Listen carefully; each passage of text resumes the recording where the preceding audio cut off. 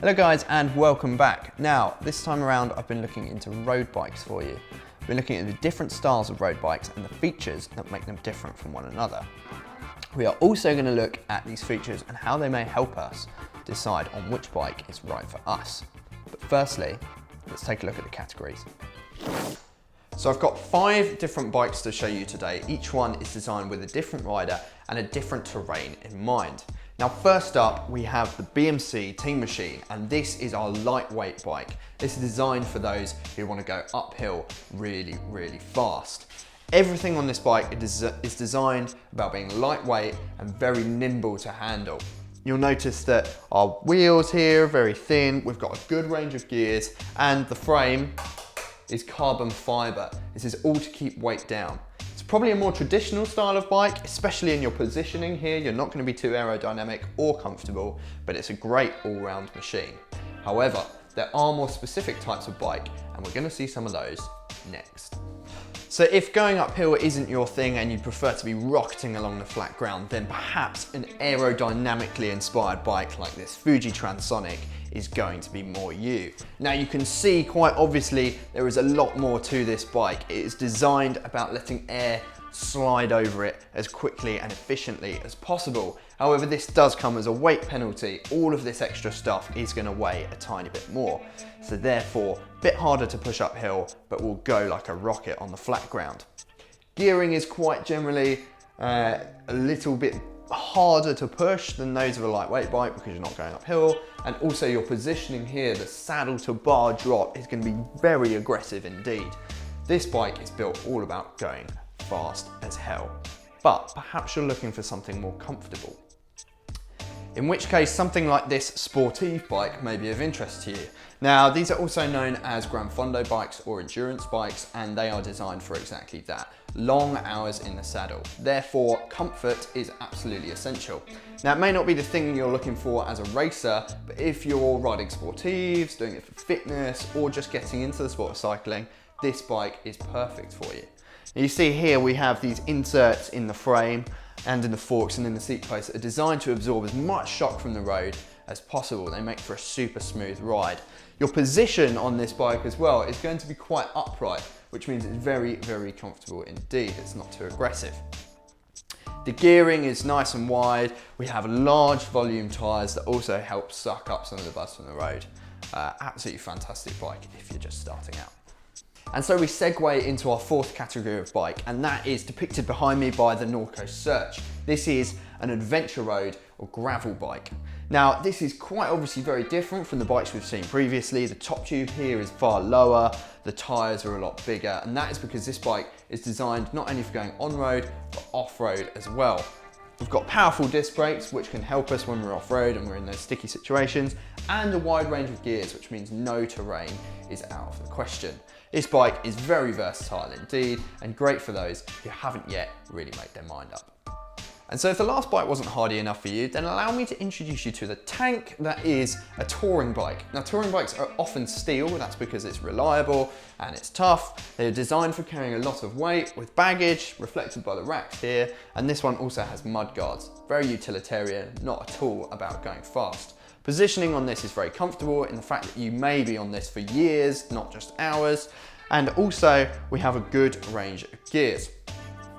Now, the 5 bikes that I've just shown you is by no means an exhaustive list, and as you will see in a little bit, you can blend between categories. You may have a sportive bike with aero wheels, for instance. It is all up to you.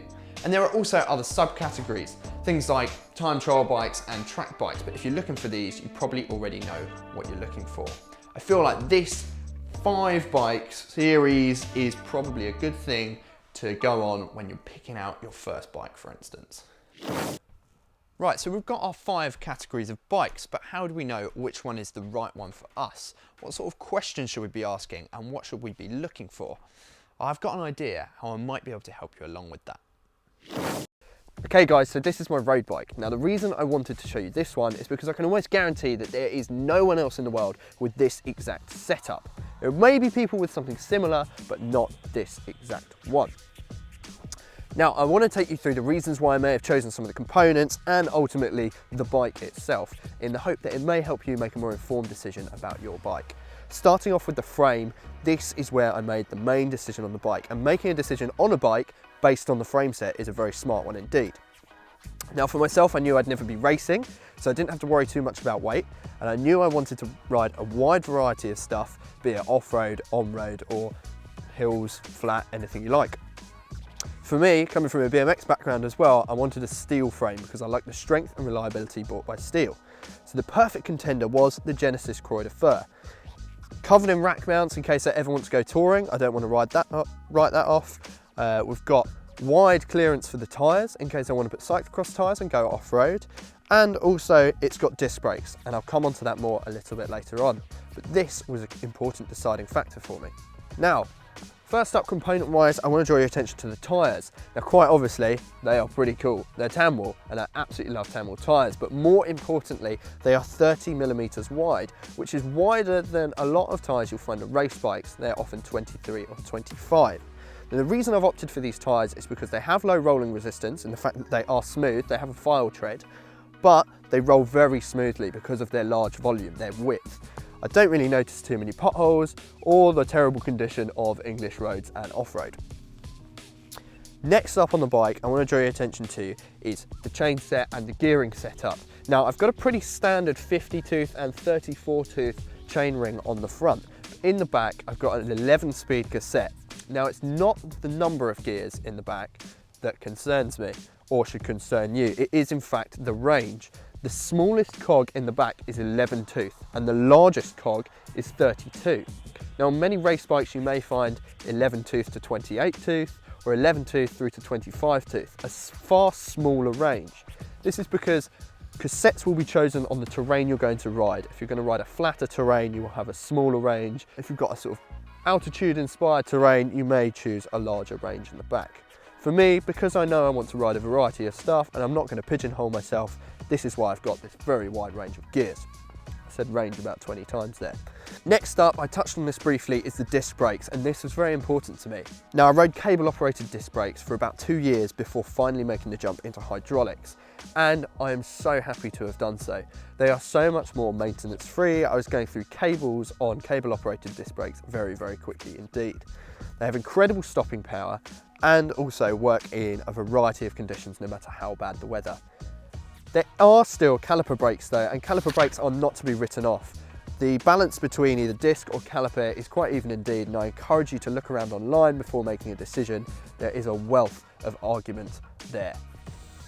Finally, the seat is quite obviously a lot whiter than the one originally spec'd on the bike. This is because this was the first thing I changed on the bike, and this should also not be a deciding factor in which bike you buy. The reason for this, it is absolutely impossible for manufacturers to decide on a saddle that is going to fit all sit bones. Please, please, please bear this in mind when buying a bike, that the saddle could be changed in order to make that perfect bike just that little bit better for you. Right, so that is my setup and exactly why it's appropriate to me, but I'm interested to know, what would your perfect bike be? Have a think about the terrain you might be riding on, the distance you may be riding, and the frequency in which you'll be riding it. These should all be key points to help you decide on which bike would be perfect for you. And of course, if you have any doubts, pop into one of our stores and talk to one of our colleagues, where they will be more than happy to pass on their wealth of knowledge. We do, after all, guarantee that we will find you the right bike. Of course, if you'd like to speak to us online, you can leave comments below this video or speak to us on Facebook, Twitter or Instagram. We would absolutely love to hear what you have to say. In the meantime, have fun dreaming up those dream bikes, and until the next time, enjoy the ride.